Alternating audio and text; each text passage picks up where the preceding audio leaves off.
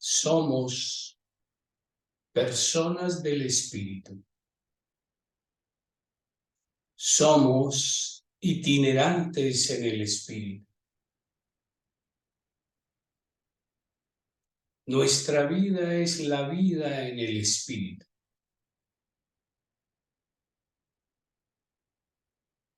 Nuestra propia existencia es una manifestación del Espíritu.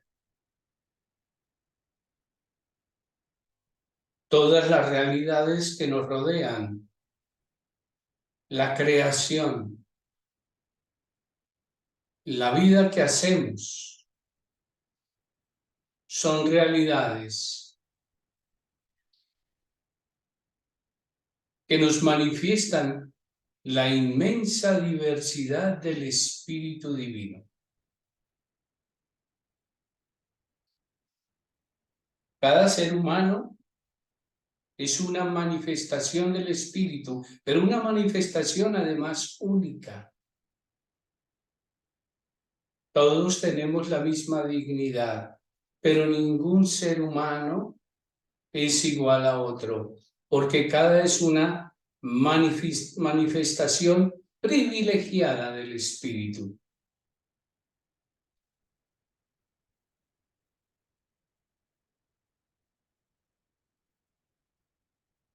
Eso nos lleva a redescubrir lo que se nos promete en palabras del Maestro, el Espíritu, no como una realidad ajena a nuestra existencia, no como una realidad que no tenía nada que ver con nosotros y de pronto llegó. No, yo mismo, cada uno de nosotros, soy manifestación del Espíritu. Y eso hace que entienda mi vida en el Espíritu.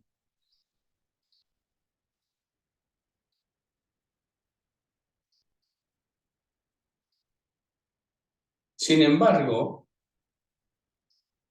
cuando el Maestro promete el Espíritu para guiar nuestra existencia,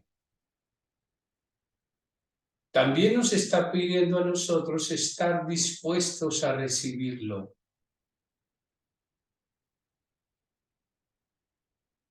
Y si yo mismo soy una obra del Espíritu, ¿cómo puedo recibir al Espíritu? Es más, si yo soy una obra del Espíritu, ¿por qué tengo que pedir el Espíritu? ¿Por qué tengo que invocar al Espíritu si yo mismo soy obra del Espíritu? ¿A qué se está refiriendo eso? Propiamente, ¿de qué se trata? Invocar al Espíritu, pedir el Espíritu, esperar al Espíritu, dejarse guiar por el Espíritu. ¿En qué consiste todo eso? Cuando yo mismo soy obra del Espíritu.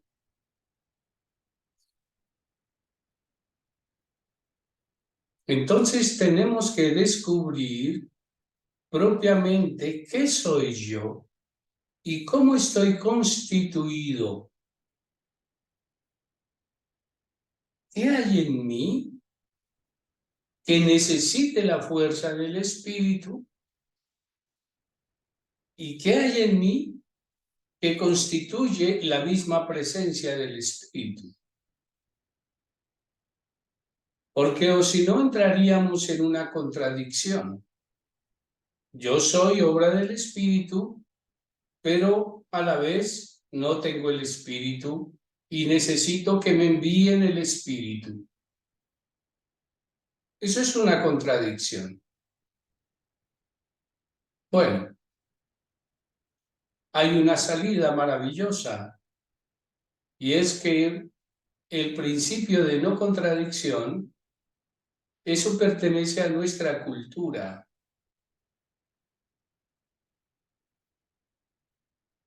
no necesariamente a la cultura que Jesús mismo vivió, el Maestro. Y otras culturas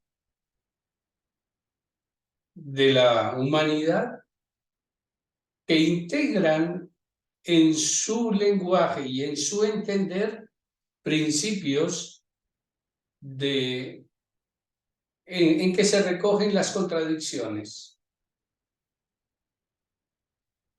Por ejemplo, existe lo que se llama el oxímoron. El oxímoron es una palabra que expresa aquellas realidades que simultáneamente son contradictorias.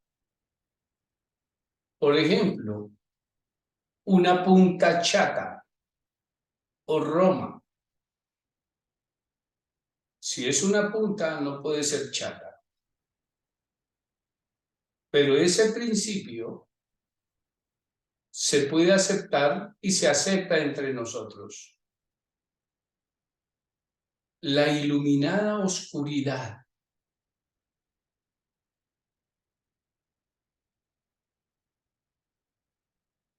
La luz que no puedo percibir por la oscuridad. O expresiones que hablen de dos realidades que nos parecen opuestas. Y eso es tan solo un principio cultural. De tal modo que sí puede haber, comillas, contradicción, y yo soy una persona del espíritu, pero a la vez necesito que el espíritu obre en mí. Suena una contradicción, pero no lo es, en cuanto que las realidades como las comprendemos pueden también incluir contradicciones simultáneamente. Soy hombre del espíritu, pero necesito el espíritu. Y ahí es donde tenemos que mirar cómo es que estamos constituidos. En nosotros hay realidades mucho más ordinarias que diríamos tienen el peso de una densidad material que por sí mismo no podrían obrar realidades plenas. Los objetos como tales, como cosas materiales, no podrían en sí mismo generar procesos de un orden más profundo y más sutil. Entonces, nosotros, por ejemplo, tenemos una corporalidad ordinaria. Nuestro cuerpo, nuestros músculos, nuestra sangre, es una materialidad ordinaria. Pero si miramos el conocimiento que se tiene en la humanidad sobre qué más somos nosotros, descubrimos dentro de nosotros o al mismo tiempo en nosotros corporalidades mucho más sutiles, al tiempo que tenemos corporalidad material. O sea que yo no soy solo un cuerpo físico, sino que además puedo tener una dimensión más sutil. Y de hecho la experimentamos cuando nosotros tenemos unas capacidades de conocimiento y de percepciones en donde el cuerpo ordinario ya no es el que nos está dando la información. Y además sabemos, por el conocimiento que tenemos de nosotros mismos, sobre todo en los ámbitos místicos, que no solamente tenemos este cuerpo material y un cuerpo más sutil, o una percepción del cuerpo más sutil, sino que además hay una realidad en nosotros que es originaria, que es la causa de lo que somos. Podríamos llamarla el espíritu. Y entonces, el espíritu, mi cuerpo espiritual, soy yo mismo. Y ese cuerpo espiritual es Dios en mí. El problema está en que muchas veces estoy viviendo desde mi corporalidad material y ordinaria, desconectado de mi cuerpo sutil y de mi cuerpo más profundo, llamémoslo espiritual. En ese sentido, mi vida está rota. Mi vida necesita del espíritu. Necesito que el espíritu venga a mí. Ya está en mí. Pero voy entendiendo de qué se trata. De que mi dimensión más profunda, que es la presencia divina en mí, asuma simultáneamente mi corporalidad sutil y mi corporalidad ordinaria. ¿Eso qué genera inmediatamente? Por un lado, genera una profunda unificación de lo que soy yo. Yo soy una persona unificada por el Espíritu Divino, que tiene la capacidad de integrar todo lo que soy yo. Y si vivo del Espíritu, entonces vivo de la presencia divina que se mueve en mí y por lo tanto estoy mucho más abierto a que en mí se obren las obras del Espíritu. No simplemente las obras de mi materialidad. Mi materialidad me dice que tengo hambre, debo comer, tengo frío, debo vestirme, abrigarme. Cualquier sensación biológica de mi condición encarnada, pues tengo que atenderla. Eso me dice mi corporalidad. Pero no puede ser que ella esté desconectada de realidades más sutiles, de percepciones más profundas. Y yo no puedo vivir entonces solo de lo que me pide mi cuerpo ordinario, sino que debo integrar mi dimensión más sutil.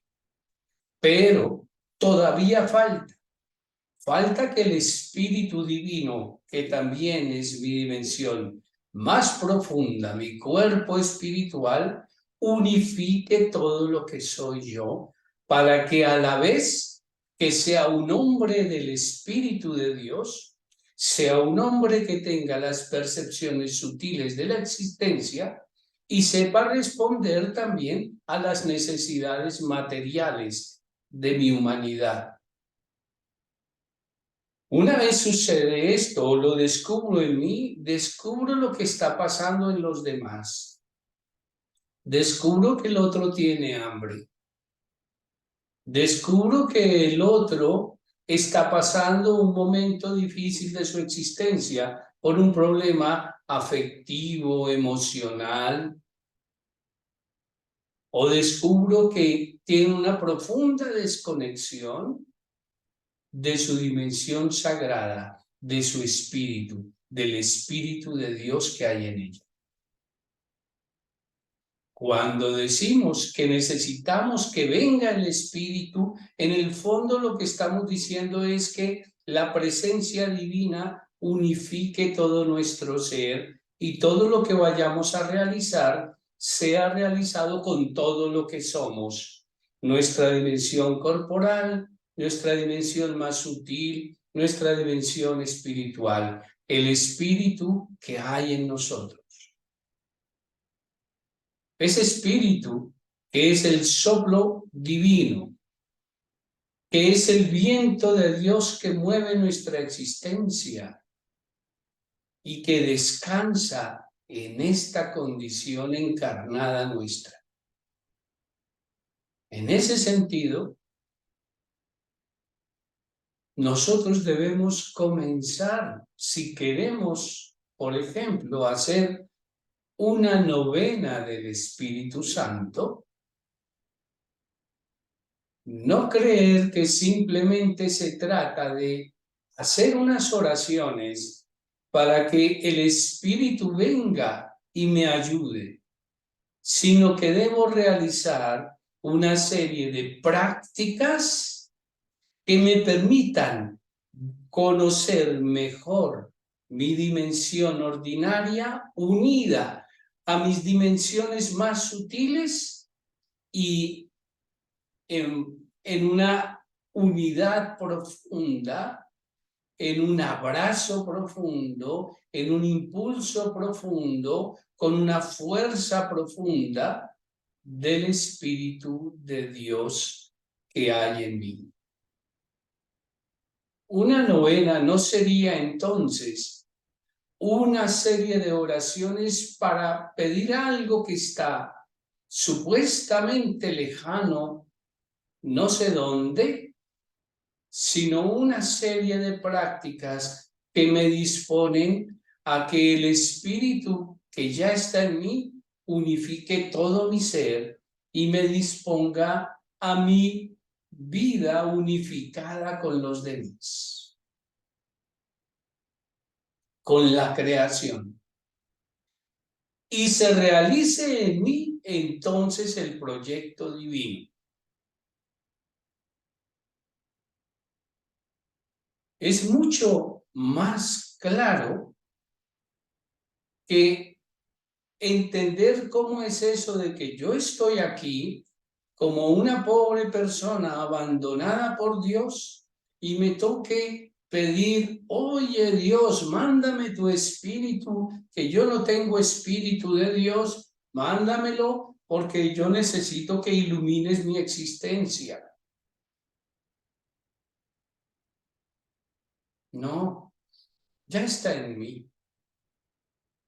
Entonces, cuando hablo del espíritu que viene, hablo es de precisamente de ese emerger del espíritu divino que unifica mi existencia y me mueve a la obra del espíritu divino que hay en mí. Y en ese sentido, el cumplimiento de la voluntad divina en mí es una realidad, se hace una realidad, aún en las cosas más simples, que es una de los detalles maravillosos de San Pablo, cuando nos habla de una vida normal, pero movida por el Espíritu. Ahí ya la voy a entender. Una persona normal, que tiene que trabajar, que tiene que cumplir sus responsabilidades, que tiene que hacer el aseo de la casa, que tiene que hacer las tareas comunitarias que tiene que hacer en su barrio. Una persona normal, pero movida por la fuerza del Espíritu. Y no solamente yo soy movido por la fuerza del Espíritu cuando hago cosas extraordinarias o quién sabe qué manifestaciones especiales que tenga que hacer. No, voy unificado por la presencia del Espíritu. El Maestro nos promete el Espíritu porque sopla en nosotros. Nosotros somos los que tenemos la responsabilidad de saber abrirnos a la obra del Espíritu y buscarlo. Les propongo que hagamos unos 9 días de preparación para esta experiencia del Espíritu. No como la visita de un desconocido y yo no sé cuándo venga ni por dónde llegue, sino como el emerger de la realidad más profunda que Dios mismo ya ha puesto en mí, el espíritu, mi cuerpo espiritual, que se haga uno con la realidad cotidiana de mi existencia y nos mantenga a todos unidos en un profundo amor y cuidado de la creación y en una profunda comunión y unidad con nosotros mismos. Ahora nos sentamos a hacer silencio contemplativo, precisamente para permitir que la postura de nuestro cuerpo ordinario, en quietud, nos permita percibir nuestro cuerpo más sutil, que son todos esos movimientos interiores de emociones y demás, que se pongan también a disposición silente para que la fuerza del Espíritu Divino se haga mucho más concreta en nuestro día a día.